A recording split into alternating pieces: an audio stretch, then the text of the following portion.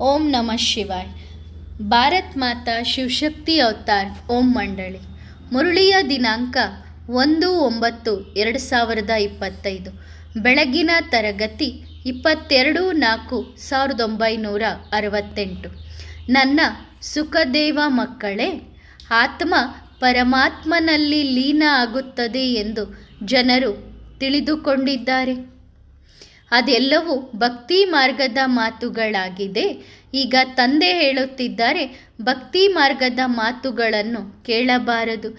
ತಂದೆ ಯಾವುದನ್ನು ತಿಳಿಸುತ್ತಾರೆ, ತಂದೆ ಯಾವುದನ್ನು ಹೇಳುತ್ತಾರೆ, ಆ ಮಾತನ್ನು ಕೇಳಬೇಕು. ಎಲ್ಲರೊಂದಿಗೂ ಮಧುರವಾಗಿ ಮಾತನಾಡಬೇಕು. ಯಾರೊಂದಿಗೂ ಕಠೋರವಾಗಿ ಮಾತನಾಡಬಾರದು.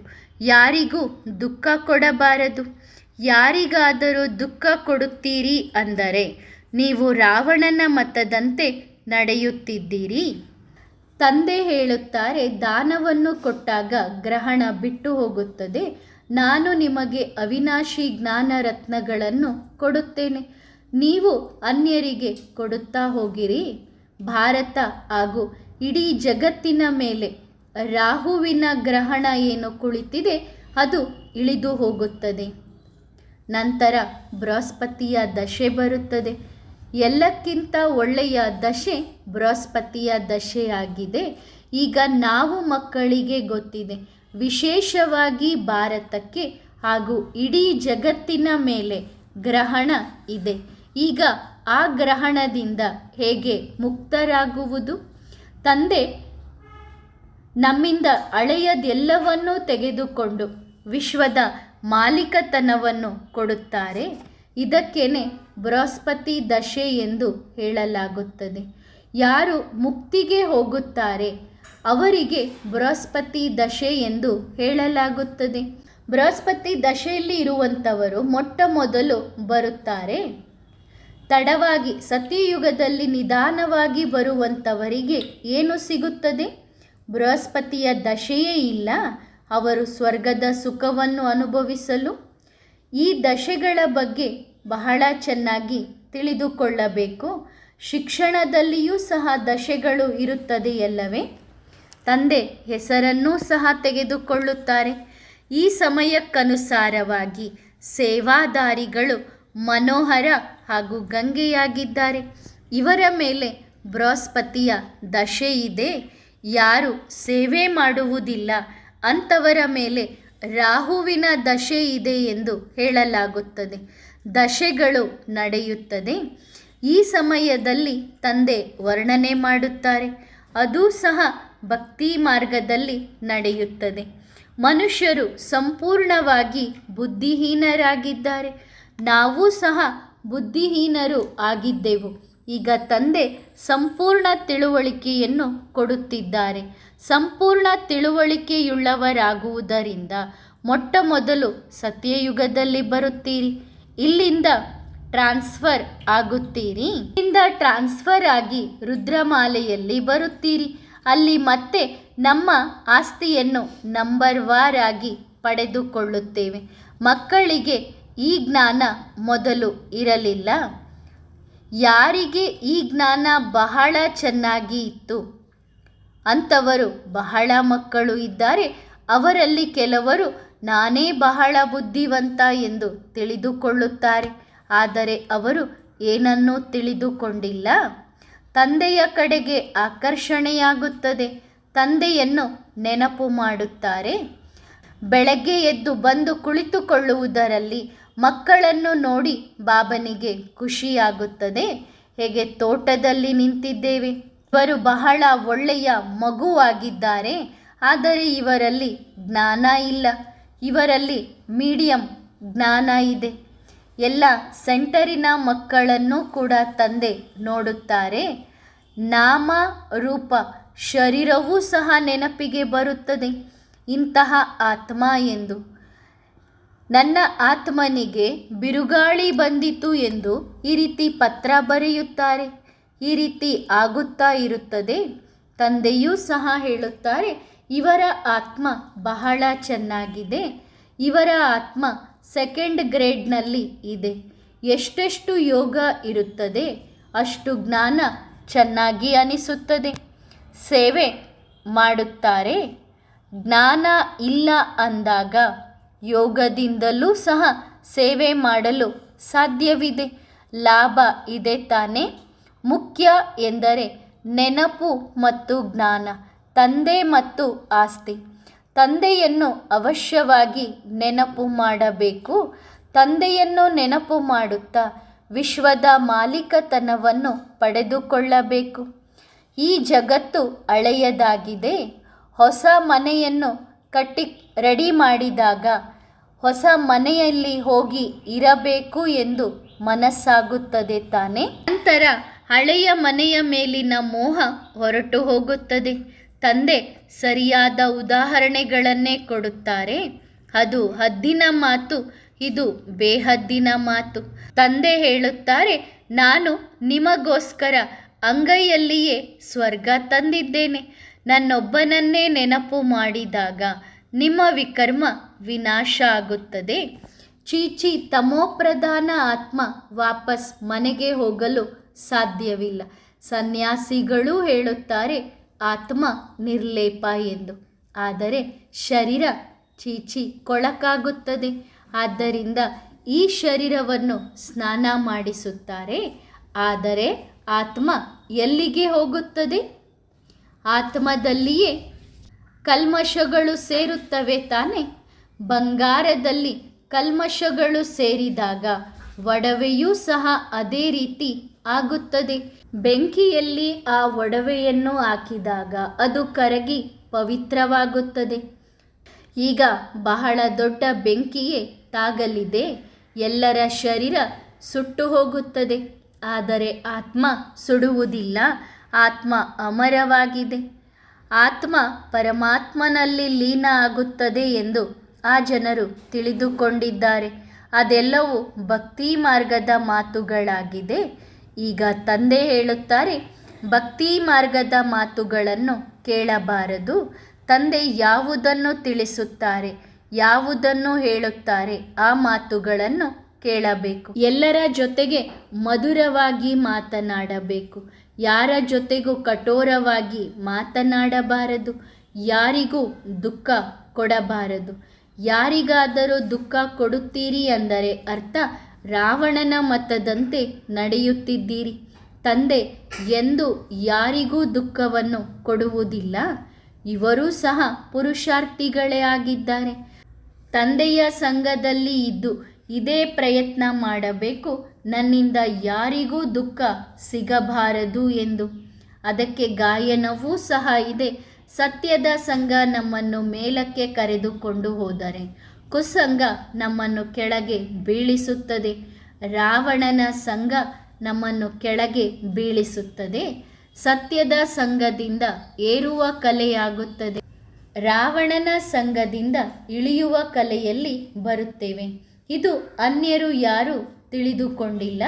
ನೀವು ಮಕ್ಕಳಲ್ಲಿಯೂ ಸಹ ನಂಬರ್ವಾರ್ ಪುರುಷಾರ್ಥದ ಅನುಸಾರವಾಗಿ ತಿಳಿದುಕೊಂಡಿದ್ದೀರಿ. ಆದ್ದರಿಂದ ತಂದೆಯೂ ಸಹ ನೆನಪು ಪ್ರೀತಿಗಳನ್ನು ನಂಬರ್ವಾರಾಗಿ ಕೊಡುತ್ತಾರೆ. ರಾಜಧಾನಿಯು ಸ್ಥಾಪನೆಯಾಗುತ್ತಿದೆ. ಎಲ್ಲರೂ ಅಲ್ಲಿ ರಾಜರು ಆಗುವುದಿಲ್ಲ. ಪ್ರತಿಯೊಬ್ಬರ ನಡತೆಯಿಂದ ತಿಳಿದುಕೊಳ್ಳಬಹುದು ಇವರು ರಾಜರಾಗುತ್ತಾರೋ ಆಗುವುದಿಲ್ಲವೋ ಎಂದು. ಸೇವಾದಾರಿಗಳು ಬಹಳ ಪ್ರಿಯರಾಗಿರಬೇಕು. ತಂದೆ ಹೆಸರನ್ನೂ ಸಹ ತೆಗೆದುಕೊಳ್ಳುತ್ತಾರೆ. ಮಹಾರಥಿಗಳು, ಕುದುರೆ ಸವಾರರು, ಕಾಲಾಳುಗಳು ಇದ್ದಾರೆ ಎಂದು. ಮಕ್ಕಳು ಬಹಳ ಸೇವೆ ಮಾಡಬೇಕು. ಆಗಲೇ ತಂದೆಯ ಹೃದಯ ಸಿಂಹಾಸನಕ್ಕೆ ಏರಲು ಸಾಧ್ಯವಿದೆ. ಯಾರು ಬರುತ್ತಾರೆ ಅವರಿಗೆ ತಂದೆಯ ಪಾಂಪ್ಲೆಟ್ಸನ್ನು ಕೊಡಬೇಕು. ನರಕವಾಸಿಗಳಾಗಿದ್ದಾರೋ ಅಥವಾ ಸ್ವರ್ಗವಾಸಿಗಳಾಗಿದ್ದಾರೋ ಎನ್ನುವ ಪಾಂಪ್ಲೆಟ್ಸನ್ನು ಕೊಡಬೇಕು. ಸ್ವರ್ಗವಾಸಿಗಳನ್ನಾಗಿ ತಂದೆ ಮಾಡುತ್ತಾರೆ. ರಾವಣ ನರಕವಾಸಿಯನ್ನಾಗಿ ಮಾಡುತ್ತಾನೆ. ಈಗ ತಂದೆ ಭಕ್ತಿಯ ಫಲವನ್ನು ಕೊಡಲು ಬಂದಿದ್ದಾರೆ. ಶಾಂತಿಧಾಮ ಸುಖಧಾಮದ ಆಸ್ತಿಯನ್ನು ಕೊಡುತ್ತಾರೆ. ನಮ್ಮ ಕುಲ ಶ್ರೇಷ್ಠಾತಿ ಶ್ರೇಷ್ಠ ಕುಲ ಆಗಿದೆ. ತಂದೆ ನಮ್ಮನ್ನು ಜುಟ್ಟಿನ ಸಮಾನರನ್ನಾಗಿ ಶ್ರೇಷ್ಠರನ್ನಾಗಿ ಮಾಡುತ್ತಿದ್ದಾರೆ. ಎಲ್ಲ ಧರ್ಮಗಳ ಸಂಘಟನೆಯೂ ಇರುತ್ತದೆ. ನಿಮಗೂ ಆಮಂತ್ರಣ ಬರುತ್ತದೆ. ನಾವು ಬ್ರಾಹ್ಮಣ ಧರ್ಮದವರು ಎಂದು ತಿಳಿಸುತ್ತೀರಿ. ನಾವು ಶ್ರೇಷ್ಠಾತಿ ಶ್ರೇಷ್ಠ ಜುಟ್ಟಿನ ಸಮಾನರಾಗಿದ್ದೇವೆ. ತಂದೆ ಎಲ್ಲರಿಗೂ ಹೇಳುತ್ತಾರೆ, ನನ್ನೊಬ್ಬನನ್ನೇ ನೆನಪು ಮಾಡಿರಿ. ದೇಹದ ಧರ್ಮವನ್ನು ಬಿಟ್ಟು ತಮ್ಮನ್ನು ಆತ್ಮ ಎಂದು ತಿಳಿದುಕೊಳ್ಳಿರಿ. ಶಾಂತಿಯ ರಾಜ್ಯ ತಂದೆ ಸ್ಥಾಪನೆ ಮಾಡುತ್ತಾರೆ. ಎಷ್ಟು ಆತ್ಮ ಪವಿತ್ರವಾಗುತ್ತದೆ, ನೆನಪಿನಲ್ಲಿ ಇರುತ್ತದೆ, ಅಷ್ಟೇ ಶಕ್ತಿಶಾಲಿಯಾಗಿ ಜ್ಞಾನವನ್ನು ತಿಳಿಸುತ್ತಾರೆ. ಇದು ಭಾರತದ ಪ್ರಾಚೀನ ಯೋಗ. ನಿರಾಕಾರ ತಂದೆಯೇ ಕಲಿಸುತ್ತಿದ್ದಾರೆ. ಭಗವಾನುವಾಚ ಇದೆ ತಾನೇ. ಶಾಂತಿಯ ಸಲಹೆ ಗೀತೆಯಲ್ಲಿಯೂ ಸಹ ಇದೆ. ಸದ್ಗತಿ ದಾತ, ಬಿಡುಗಡೆ ದಾತ, ಮಾರ್ಗದರ್ಶಕ ತಂದೆಯಾಗಿದ್ದಾರೆ. ಈ ಮಾತುಗಳನ್ನು ತಿಳಿಸಿಕೊಡುವಂಥವರಿಗೆ ಬಹಳ ಬಹದ್ದೂರಿತನ ಬೇಕು. ಅವರಿಗೆ ಹೇಳಿರಿ, ನೀವು ವಿಶ್ವದಲ್ಲಿ ಶಾಂತಿಯನ್ನು ಬಯಸುತ್ತೀರಿ ತಾನೆ. ಈ ಲಕ್ಷ್ಮೀನಾರಾಯಣರ ರಾಜ್ಯದಲ್ಲಿ ವಿಶ್ವದಲ್ಲಿ ಶಾಂತಿ ಇತ್ತು. ಇವರು ವಿಶ್ವದ ಮಾಲೀಕರು ಆಗಿದ್ದರು. ಅಂದ ಮೇಲೆ ಅವಶ್ಯವಾಗಿ ಸಂಗಮ ಯುಗದಲ್ಲಿಯೇ ಇರುತ್ತಾರೆ ತಾನೆ. ಆತ್ಮ ಪವಿತ್ರ ಆಗಿ ತಂದೆಯನ್ನು ನೆನಪು ಮಾಡುವುದರಿಂದ ಆತ್ಮ ಪವಿತ್ರ ಆಗುತ್ತದೆ. ಈಗ ಶಾಂತಿಯ ಜಗತ್ತು ಸ್ಥಾಪನೆಯಾಗುತ್ತಿದೆ. ನೀವು ಕೇವಲ ಅಲ್ಲಿ ಇಲ್ಲಿ ಎಂದು ಗಾಳಿಯನ್ನು ಹಾರಿಸುತ್ತಿದ್ದೀರಿ. ಇಂದು ತಂದೆಯ ಸಮ್ಮುಖದಲ್ಲಿ ಬಹಳ ಭಕ್ತರು ಕುಳಿತಿದ್ದಾರೆ. ನಾವು ಮಕ್ಕಳಿಗೆ ಗೊತ್ತಿದೆ, ನಾವು ಎಷ್ಟೊಂದು ತಲೆ ಕೆಡಿಸಿಕೊಳ್ಳುತ್ತಿದ್ದೇವೆ. ಮಂದಿರಗಳಿಗೆ, ತೀರ್ಥಯಾತ್ರೆಗಳಿಗೆ ಹೋಗಿ ಸಂದೇಶ ಕೊಟ್ಟು ಬರುತ್ತೇವೆ. ನೀವು ಸಹ ಈ ಕಾರ್ಯವನ್ನು ಮಾಡುತ್ತಾ ಇದ್ದೀರಿ. ಜಗತ್ತಿನವರು ಮಾಡುತ್ತಿದ್ದಾರೆ. ಈಗ ತಂದೆ ಆ ಎಲ್ಲ ಮಾತುಗಳಿಂದ ನಮ್ಮನ್ನು ಬಿಡುಗಡೆ ಮಾಡುತ್ತಿದ್ದಾರೆ.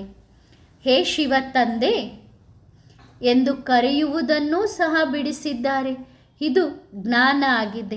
ಕೇವಲ ತಂದೆ ಮತ್ತು ಆಸ್ತಿಯನ್ನು ನೆನಪು ಮಾಡಬೇಕು. ನಾವು ಮಕ್ಕಳಿಗೆ ಗೊತ್ತಿದೆ, ಸ್ವರ್ಗದಲ್ಲಿ ದೇವತೆಗಳು ಸರ್ವಗುಣ ಸಂಪನ್ನರಾಗಿದ್ದರು. ನಾವು ಸಹ ಇವರಂತೆ ಸಂಪೂರ್ಣರಾಗಬೇಕು. ತಂದೆಯಿಂದ ಈ ಆಸ್ತಿ ಸಿಗುತ್ತದೆ. ಆದ್ದರಿಂದ ದೈವಿ ಗುಣಗಳನ್ನು ಧಾರಣೆ ಮಾಡಿಕೊಳ್ಳಬೇಕು. ಕೇವಲ ತಂದೆಯನ್ನು ನೆನಪು ಮಾಡಬೇಕು. ಇದು ಆಂತರ್ಯದ ಮಾತಾಗಿದೆ. ಭಕ್ತಿ ಮಾರ್ಗದಲ್ಲಿ ಏನೆಲ್ಲ ಕ್ರಿಯೆ ಕರ್ಮಗಳನ್ನು ಮಾಡುತ್ತಾರೆ, ನಾವು ಈಗ ಅದೆಲ್ಲವನ್ನು ಬಂದ್ ಮಾಡಿದ್ದೇವೆ.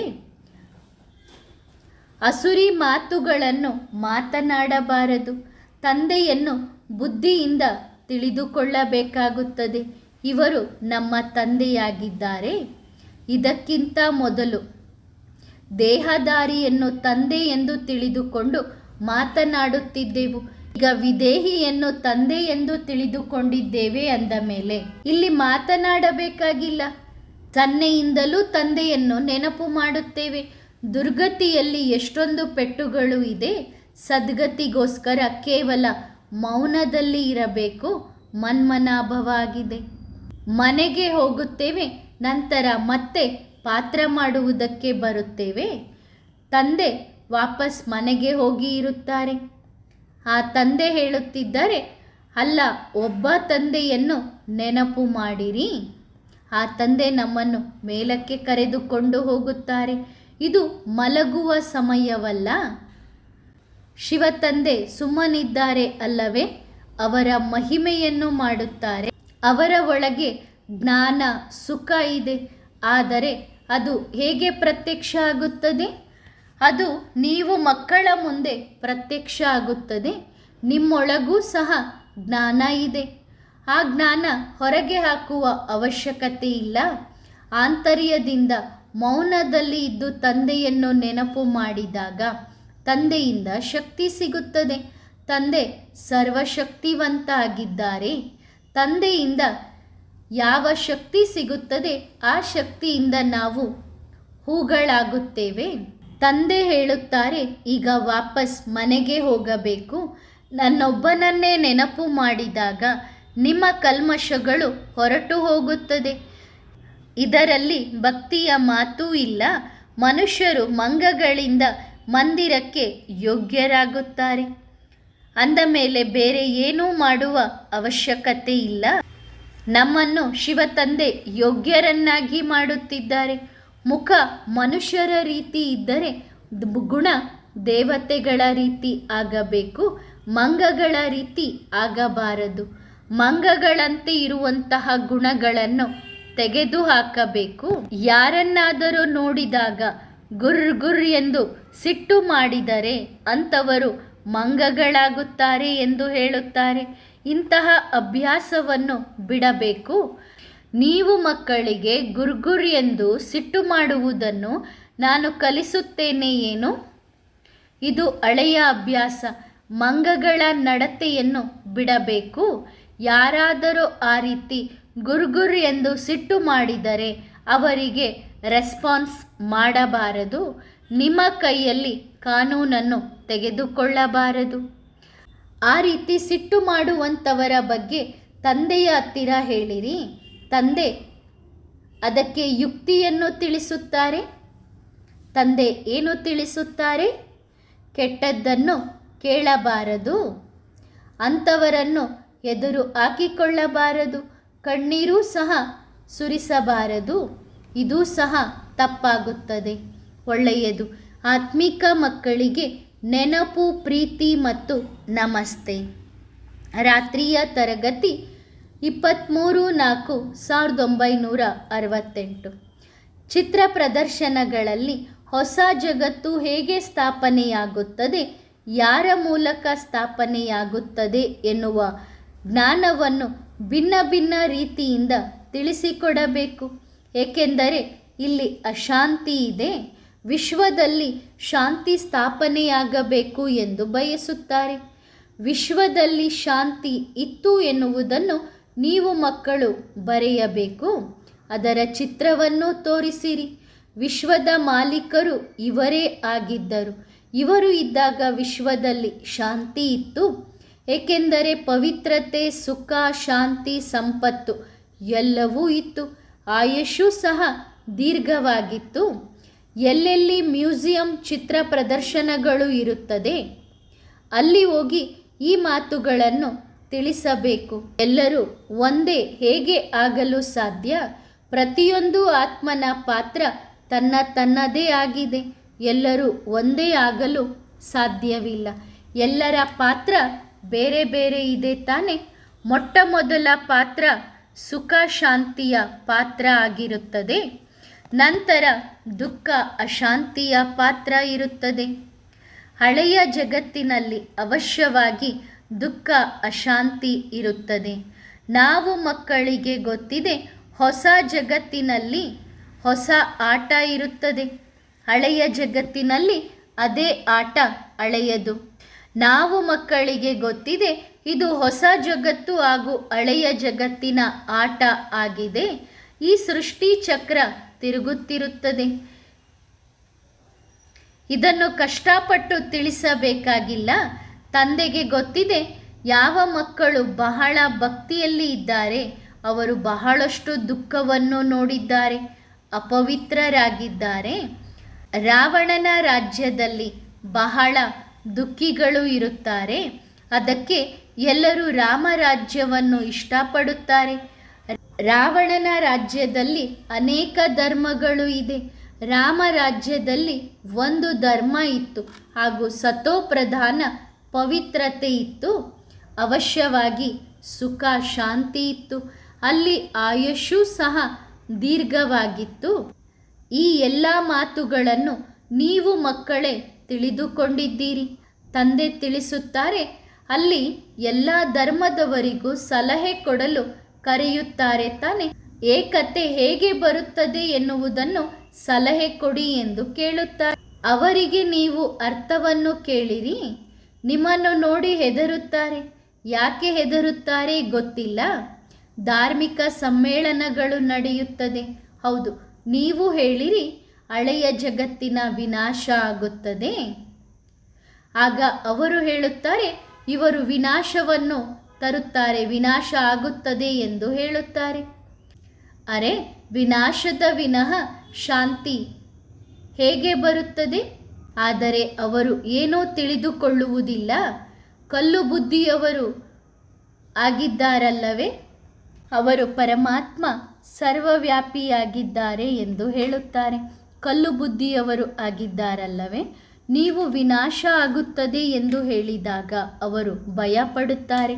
ವಿನಾಶದಲ್ಲಿಯೇ ವಿಶ್ವದ ಶಾಂತಿ ಇದೆ ಎನ್ನುವುದು ಅವರು ಹೇಳುತ್ತಾರೆ, ವಿಶ್ವದಲ್ಲಿ ಶಾಂತಿ ಸ್ಥಾಪನೆಯಾಗಲಿ, ವಿಶ್ವ ಶಾಂತಿಯಿಂದ ಇರಲಿ ಎಂದು ನಾವು ಹೇಳುತ್ತೇವೆ. ಆದರೆ ಇವರು ವಿನಾಶ ಆಗುತ್ತದೆ ಎಂದು ಹೇಳುತ್ತಾರೆ. ನೀವು ಮಕ್ಕಳಿಗೆ ಗೊತ್ತಿದೆ, ಅವಶ್ಯವಾಗಿ ಯುದ್ಧ ಆಗೇ ಆಗುತ್ತದೆ. ಈ ಶಾಂತಿಯ ಸ್ಥಾಪನೆ ತಂದೆಯ ಮೂಲಕ ಆಗುತ್ತದೆ. ಶಾಂತಿಯ ಸಾಗರ ತಂದೆಯಾಗಿದ್ದಾರೆ. ಅವರ ಮಹಿಮೆಯನ್ನು ಮಾಡಿ ಜ್ಞಾನವನ್ನು ತಿಳಿಸಬೇಕು. ತಂದೆಯೇ ವಿಶ್ವದಲ್ಲಿ ಶಾಂತಿಯ ಸ್ಥಾಪನೆಯನ್ನು ಮಾಡಿ ಅಶಾಂತಿಯ ವಿನಾಶ ಹಾಗೂ ವಿಶ್ವದಲ್ಲಿ ಶಾಂತಿಯ ಪಾಲನೆಯನ್ನು ಮಾಡುತ್ತಾರೆ. ಈ ಮಾತುಗಳನ್ನು ನೀವು ಮಕ್ಕಳೇ ತಿಳಿದುಕೊಂಡಿದ್ದೀರಿ. ಯುಕ್ತಿಯುಕ್ತರಾಗಿ ಜ್ಞಾನವನ್ನು ತಿಳಿಸಬೇಕು. ನೀವು ಸೈನ್ಯದವರಾಗಿದ್ದೀರಿ. ಬಹಳ ಮಾಡಿ ಅಷ್ಟು ಯೋಗ ಬಲ ಇಲ್ಲ. ಜ್ಞಾನಕ್ಕೆ ಬಲ ಎಂದು ಕರೆಯುವುದಿಲ್ಲ. ಜ್ಞಾನದಿಂದ ಹಣ ಸಿಗುತ್ತದೆ.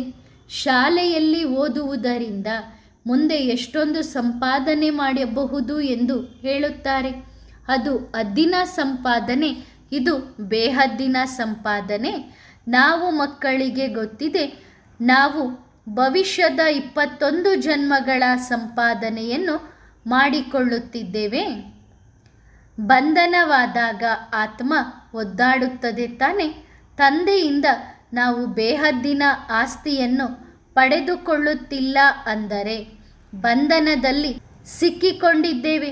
ಈ ಬಂಧನ ಕೆಲವರ ಮೇಲೆ ಬಹಳ ಜೋರಾಗಿಯೂ ಇರುತ್ತದೆ. ಏಣಿ ಚಿತ್ರದಲ್ಲಿ ತೋರಿಸಲಾಗಿದೆ ತಾನೆ. ಸ್ನೇಹಿತರನ್ನು ಕರೆದುಕೊಂಡು ಬರುತ್ತಾರೆ. ಕರೆದುಕೊಂಡು ಬಂದು ಇವರನ್ನು ಕೊಳಕನ್ನಾಗಿ ಮಾಡಿರಿ ಎಂದು ಹೇಳುತ್ತಾರೆ.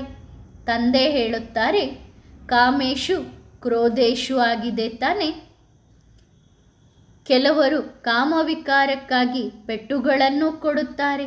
ಇದೇನು ಹೊಸ ಮಾತಲ್ಲ, ಚೀರಾಡಬಾರದು.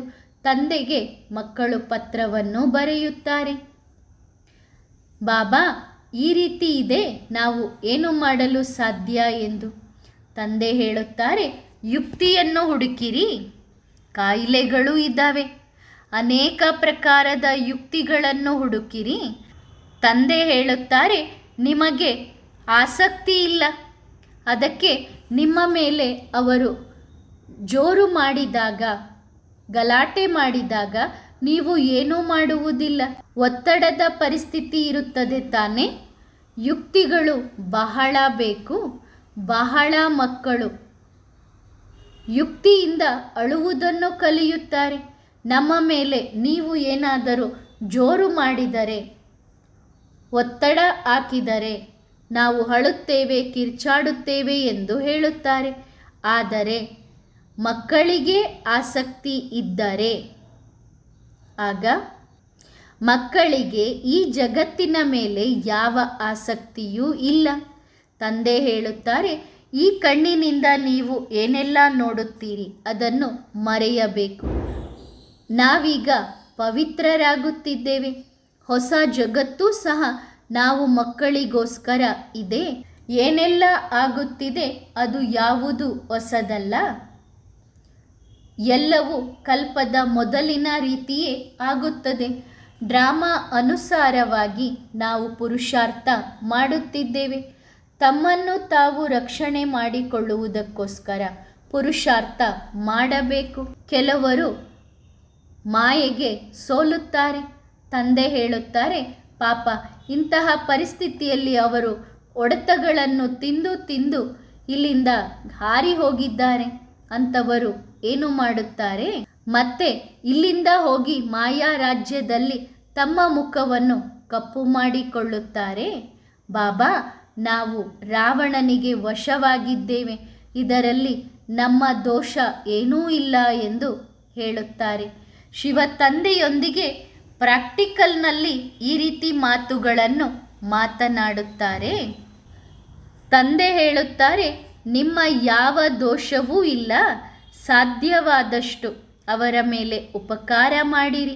ಎಲ್ಲ ಭಾರತವಾಸಿಗಳು ಅಪಕಾರಿಗಳಾಗಿದ್ದಾರೆ, ಅವರ ಮೇಲೆ ತಂದೆ ಎಷ್ಟೊಂದು ಉಪಕಾರ ಮಾಡುತ್ತಾರೆ.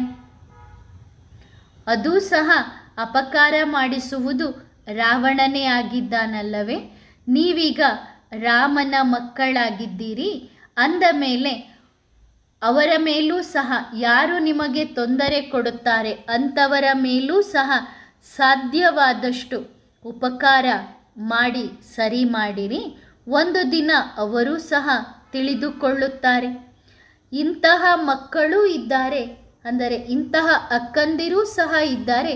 ಜ್ಞಾನಕ್ಕೆ ತಮ್ಮ ಪತಿಯನ್ನೂ ಸಹ ಕರೆದುಕೊಂಡು ಬರುತ್ತಾರೆ, ಅವರ ಕಲ್ಯಾಣವನ್ನು ಮಾಡುತ್ತಾರೆ. ಅಲ್ಲಿಯವರೆಗೂ ಸಹನೆ ಮಾಡಿಕೊಳ್ಳಬೇಕಾಗುತ್ತದೆ. ಇದು ಒಂದೇ ಅಂತಿಮ ಜನ್ಮವಾಗಿದೆ. ದಿನ ಪ್ರತಿದಿನ ಸಮಯ ಕಡಿಮೆ ಆಗುತ್ತಿದೆ. 5-7 ವರ್ಷಗಳಿದ್ದಾವೆ ಅಂದಾಗ ಮಕ್ಕಳು ಏನು ಮಾಡುತ್ತಾರೆ? ಜಗತ್ತಿನಲ್ಲಿ ಬಹಳಷ್ಟು ಹಾಹಾಕಾರವಾಗುತ್ತದೆ, ಯುದ್ಧ ನಡೆಯುತ್ತದೆ. ಆ ಯುದ್ಧ 6-7 ವರ್ಷಗಳ ತನಕ ನಡೆಯುತ್ತದೆ. ಅರೆ, ತಮ್ಮನ್ನು ಸತೋಪ್ರಧಾನ ಮಾಡಿಕೊಳ್ಳುವುದಕ್ಕಾಗಿ ಬಹಳಷ್ಟು ಪ್ರಯತ್ನ ಮಾಡಬೇಕು. ತಂದೆ ತಿಳಿಸುತ್ತಿದ್ದಾರೆ, ನೀವು ತಮೋಪ್ರಧಾನರಾಗಿದ್ದೀರಿ, ಈಗ ಸತೋಪ್ರಧಾನರಾಗಬೇಕು. ಇದು ಯೋಗ ಅಗ್ನಿಯಾಗಿದೆ. ತಂದೆ ಹೇಳುತ್ತಾರೆ, ಹೇ ಮಕ್ಕಳೇ, ತಂದೆಯಾದ ನನ್ನೊಬ್ಬನನ್ನೇ ನೆನಪು ಮಾಡಿದಾಗ ನಿಮ್ಮ ವಿಕರ್ಮ ವಿನಾಶ ಆಗುತ್ತದೆ, ಆತ್ಮ ಪವಿತ್ರವಾಗುತ್ತದೆ. ಈ ಸಂದೇಶವನ್ನು ಎಲ್ಲರಿಗೂ ಕೊಡಬೇಕು. ತೀರ್ಥಯಾತ್ರೆಗಳಿಗೆ ಹೋಗಿ ಸ್ವಲ್ಪ ಜ್ಞಾನವನ್ನು ತಿಳಿಸಿದಾಗ ಅಲ್ಲಿ ಮಾರ್ಗದರ್ಶಕರು ಅವರನ್ನು ಭಯಪಡಿಸುತ್ತಾರೆ. ನಿಮ್ಮ ಹೆಸರು ಜಾದೂಗಾರ್ ಎಂದು ಪ್ರಸಿದ್ಧಿ ಇದೆಯಲ್ಲವೇ? ತಂದೆ ಮನುಷ್ಯರಿಂದ ದೇವತೆಗಳನ್ನಾಗಿ ಮಾಡುತ್ತಿದ್ದಾರೆ, ಅವರು ಒಳ್ಳೆಯದನ್ನೇ ಮಾಡುತ್ತಿದ್ದಾರೆ. ನಿಮ್ಮ ಗುರಿ ಉದ್ದೇಶವನ್ನು ತೋರಿಸಬೇಕು. ಪುರುಷೋತ್ತಮ ಸಂಗಮ ಯುಗದ ಬಗ್ಗೆ ಬಹಳ ಚೆನ್ನಾಗಿ ತಿಳಿಸಬೇಕು. ಇದು ಪುರುಷೋತ್ತಮ ಸಂಗಮ ಯುಗ ಆಗಿದೆ. ಕಲಿಯುಗದ ಅಂತ್ಯ ಸತ್ಯಯುಗದ ಆದಿಯ ಸಂಗಮ ಯುಗ ಆಗಿದೆ. ಸತ್ಯಯುಗದಲ್ಲಿ ದೇವತೆಗಳೇ ಇರುತ್ತಾರೆ. ಕೇವಲ ಸಂಗಮ ಯುಗ ಎಂದು ಬರೆಯುವುದರಿಂದ ಯಾರೂ ಸಹ ತಿಳಿದುಕೊಳ್ಳುವುದಿಲ್ಲ. ವಿಸ್ತಾರವಾಗಿ ತಿಳಿಸಬೇಕಾಗುತ್ತದೆ. ಒಳ್ಳೆಯದು ಮಕ್ಕಳೇ, ಗುಡ್ ನೈಟ್. ವರದಾನ ನಂಬರ್ 1, ಆತ್ಮಿಕ ಪತಂಗಗಳಾಗಿರಿ. ನಂಬರ್ 1 ಆತ್ಮಿಕ ಪತಂಗಗಳು ಯಾರೆಂದರೆ, ಯಾರಿಗೆ ದೇಹಾಭಿಮಾನದ ಹಗಲು ರಾತ್ರಿಯ ಹಸಿವು ಹಾಗೂ ಬಾಯಾರಿಕೆಯ ಸುಖದ ಸಾಧನ ಹಾಗೂ ತಮ್ಮ ವಿಶ್ರಾಂತಿಯ ಬಗ್ಗೆ ಯಾವ ಮಾತಿನ ಬಗ್ಗೆಯೂ ವಿಚಾರ ಇರುವುದಿಲ್ಲ. ನಿರಂತರ ದೇಹ ಸ್ಮೃತಿಯಿಂದ ಕಳೆದು ಹೋಗಿರುತ್ತಾರೆ. ಅಂದರೆ ಅರ್ಥ, ನಿರಂತರ ದೀಪರಾಜನ ಪ್ರೀತಿಯಲ್ಲಿ ಲವ್ಲೀನ್ ಆಗಿರುತ್ತಾರೆ. ಹಾಗಾದರೆ ನಾನು ಈ ರೀತಿ ಇದ್ದೇನಾ ಎಂದು ನಿಮ್ಮನ್ನು ನೀವು ಚೆಕ್ ಮಾಡಿಕೊಳ್ಳಿರಿ. ನಾನು ದೀಪಕ್ಕೆ ಸುತ್ತು ಹಾಕುವವರು ಆಗಿಲ್ಲ ತಾನೇ ಎಂದು ನೋಡಿಕೊಳ್ಳಿರಿ. ಒಳ್ಳೆಯದು. ಓಂ ನಮಃ ಶಿವಾಯ.